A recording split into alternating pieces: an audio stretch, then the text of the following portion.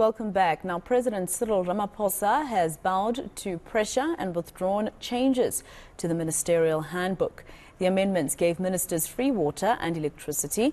Now it turns out the Western Cape Premier is living rent-free at an official residence in Leeuwenhof. The Good Party's General Secretary Brett Herron joins us now for more on this. He's trying to get answers from the Public Works MEC, Dylan Mitchell, about this. Mr. Herron, just first of all, I was reading this answer and I'm quite glad that they were very honest with you about the expenditure on Premier Alan Winde's home. But 56,000 Rand for electricity, is this monthly?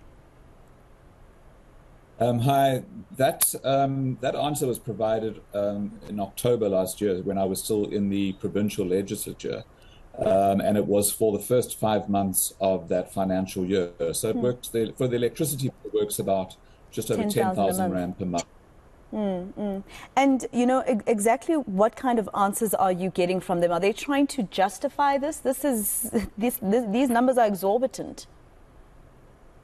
Well, I mean, I think the issue is that the DA and South Africa was right to be outraged about political office bearers enjoying perks like free electricity and water when they can afford to do so. But the outrage was driven by the DA who didn't have their own house in order before they started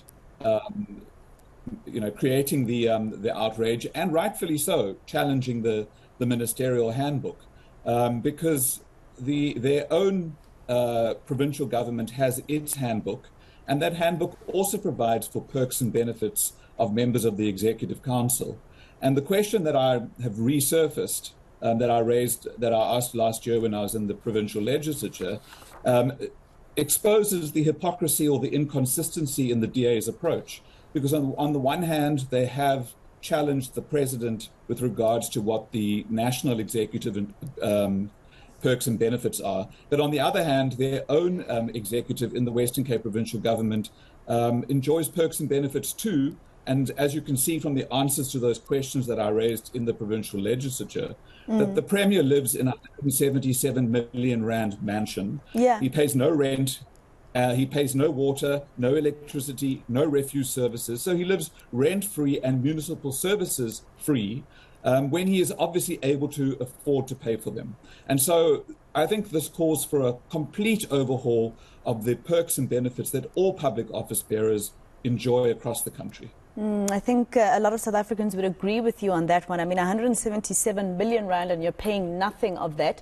What are they saying as the Democratic Alliance when you approach them with that very correct question of trying to take a thorn out of someone's eye when you have a thorn in your own?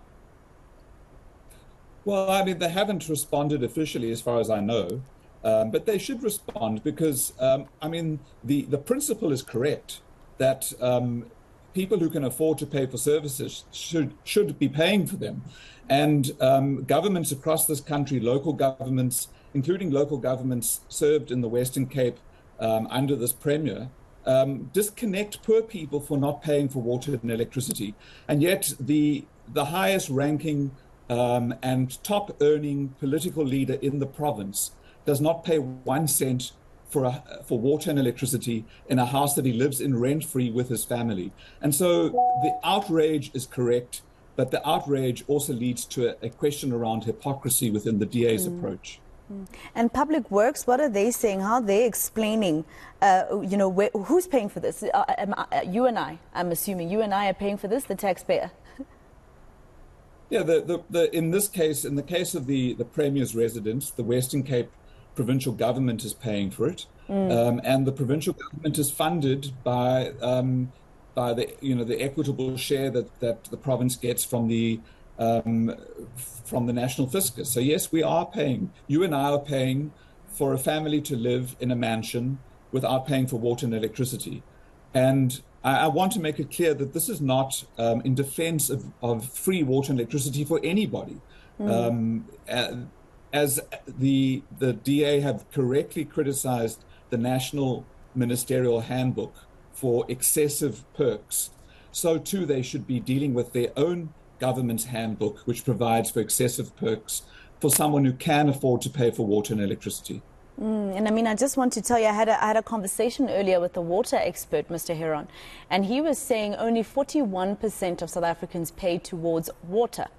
And the other 59% is not paying. So clearly, Premier Winde is part of this 59% when he actually can afford to at least contribute to us having, the money in our water and sanitation department to get the technology for us not to be so stressed about, droughts, etc. Well, I mean, I think the truth is that the bills are being paid. So Leeuwenhof, the official residence for the Premier's water and electricity bills, are being paid to the city of Cape Town, which is the municipality where this residence is located. But what is the problem is the Premier himself is not paying. The provincial government is funding that water and electricity.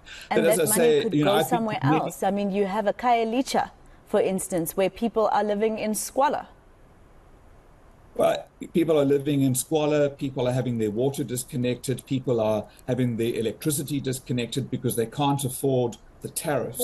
Yet, in this case, a person who can afford to pay the tariffs is living rent-free, while his party is criticizing the national executive and the president for allowing ministers to enjoy the same benefits. The hypocrisy is what's astounding.